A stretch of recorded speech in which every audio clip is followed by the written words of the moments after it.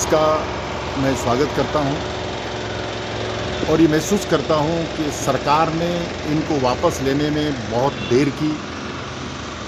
किसानों को लगभग 1 साल तक परेशानी में डाले रखा और न केवल परेशानी में डाले रखा, अपितु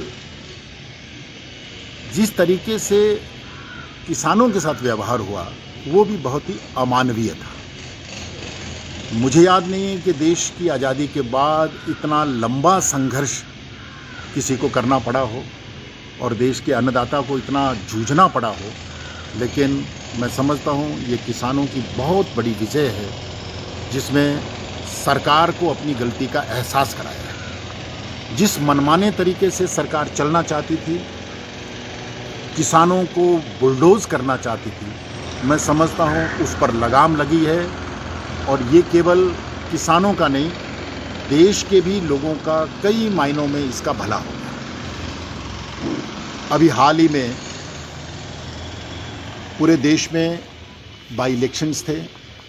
हिमाचल प्रदेश में भी 1 लोकसभा और 3 बाई इलेक्शन थे और इन इलेक्शन में जिस तरीके का मैंडेट लोगों ने, प्रदेश के लोगों ने दिया है, और मैं समझता हूं कि वो मैंडेट ने एक बात सिद्ध कर दी है कि आने वाले 2022 के चुनाव में क्या परिणाम आने वाले हैं।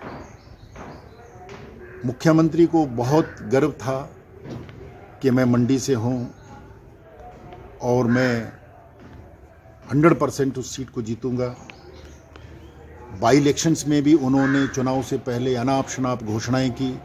फतेहपुर में, अर्की में, जुब्बल कोटखाई में जो 4 साल तक विकास की बातें जहां नहीं हुई, वहां चुनाव के लिए, वोट लेने के लिए कई तरीके की घोषणाएं की गई, लेकिन लोग उन घोषणाओं में नहीं आए।